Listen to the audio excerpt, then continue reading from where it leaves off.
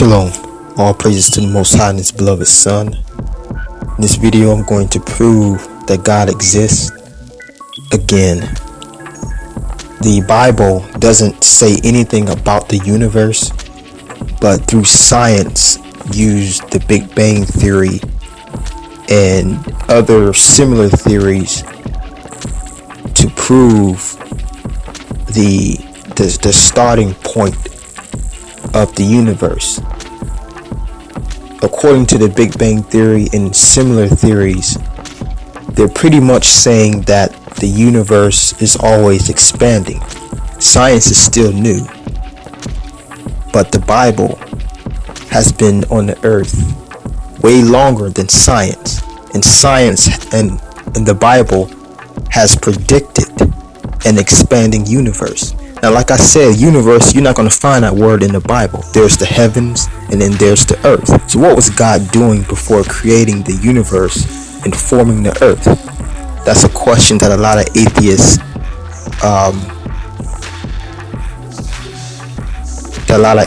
think about.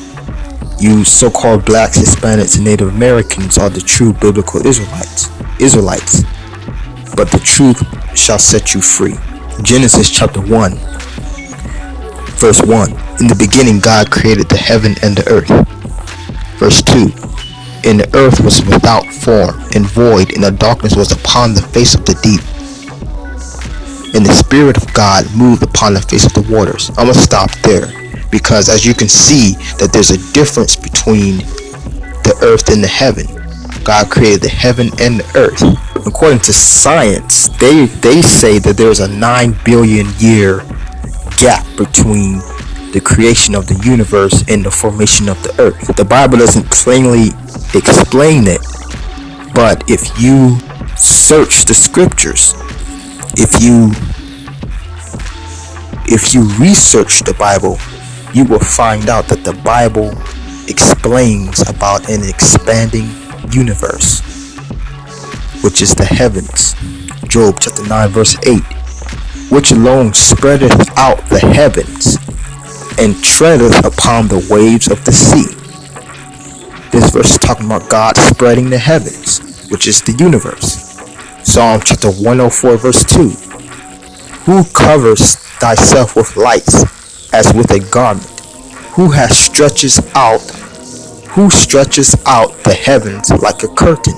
Again, more evidence proving that God stretched the universe.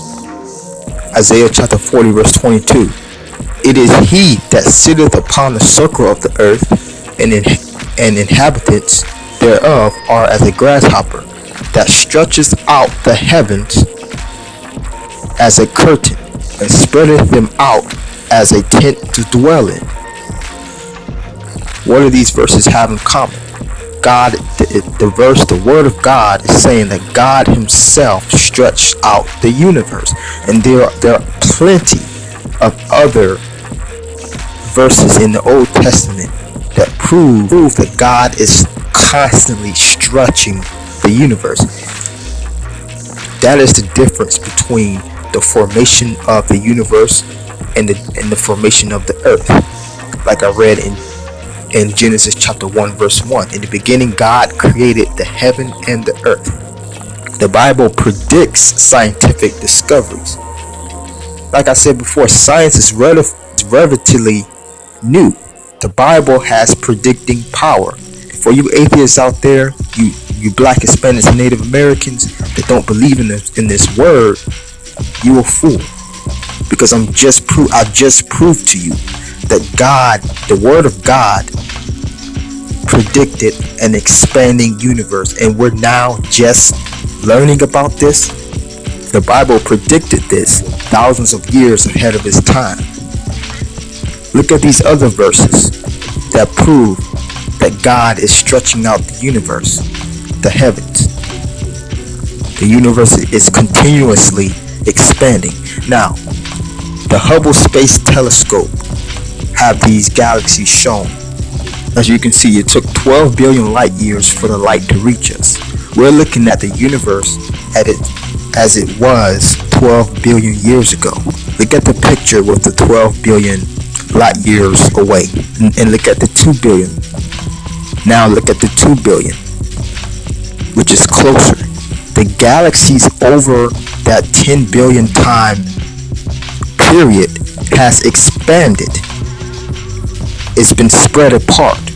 And 12 billion light years away, the galaxies are more closed in versus the pic that show the 2 billion light year distance. So the galaxies over that 10 billion time period has stretched out. They have expanded, which goes along with the word of God when God says constantly that he is stretching out the heavens.